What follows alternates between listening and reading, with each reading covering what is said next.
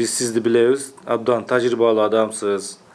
Союз кезинде дагы жетекчи болуп иштеп келгенсиз. Совхоздордо, колхоздордо, райондун жетекчилери болгонсуз. Райондун кеңештин төрагасы болгонсуз. Мына бүгүнкү күндө сиз мал чарба багытындагы өнүктүрүү боюнча оюңуз бар экен.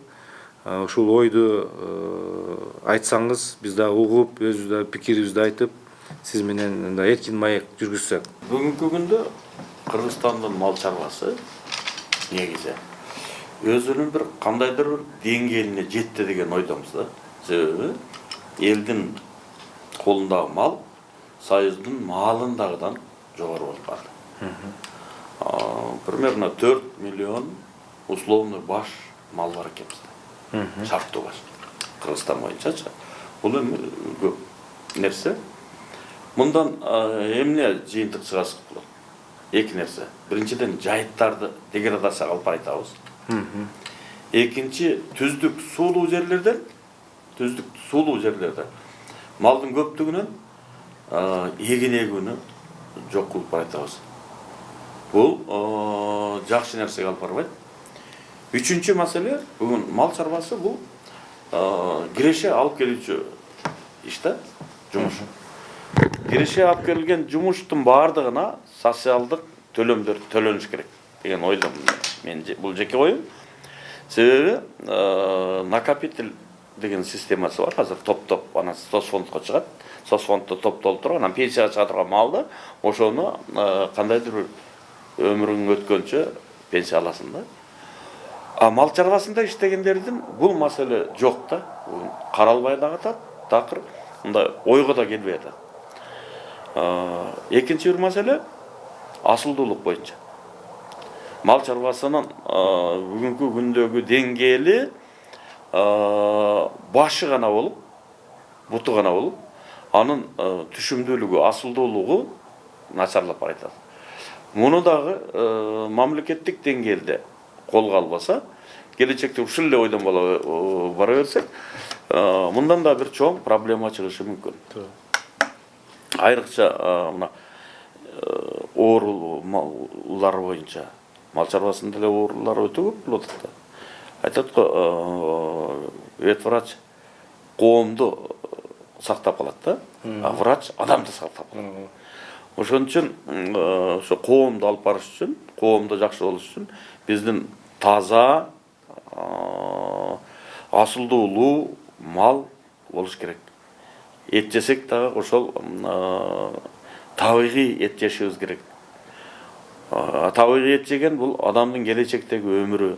Ушулардын баардыгы биригип келип, бир ойго алып келди. Мына биздин Жалал Абад облусунун жергиликтүү абалдыкты башкаруу ассоциациясынын төрагасы катары бир долбоор менен чыгып атабыз элге. Шарттуу башка биз азыр 1000 сом деп атабыз. 1000 сомдон төлөм төлөш керек. Ал төлөм каяка барат? Биринчи, социалдык фондко 27% барат. Себеби соцфондко эч ким башка төлөбөйт да. Мал чарбасында иштегендер соцфонд төлөбөйт. Экинчи, 20% асылдуулукка барыш керек.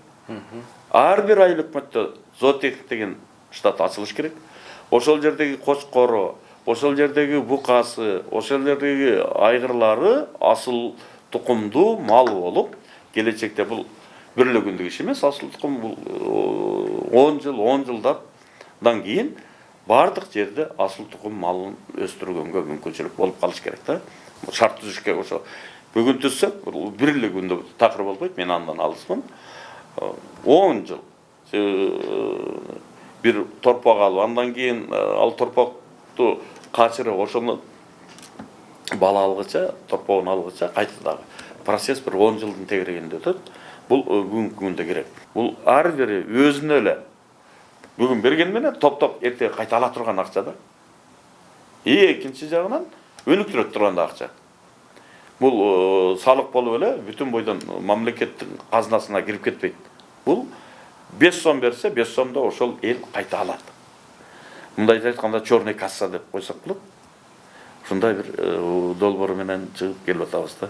Биринчиден мен баарын түшүндүм. Сиз эми жакшы билесиз да, азыр элге төлөм же салык деп айтсаң эле тескерисинен кетет да. Ошого бул элге туура түшүндүрүш керек да. Бул жерде негизинен сиздердин оюңар бул келечек көздөй долбоор экен да.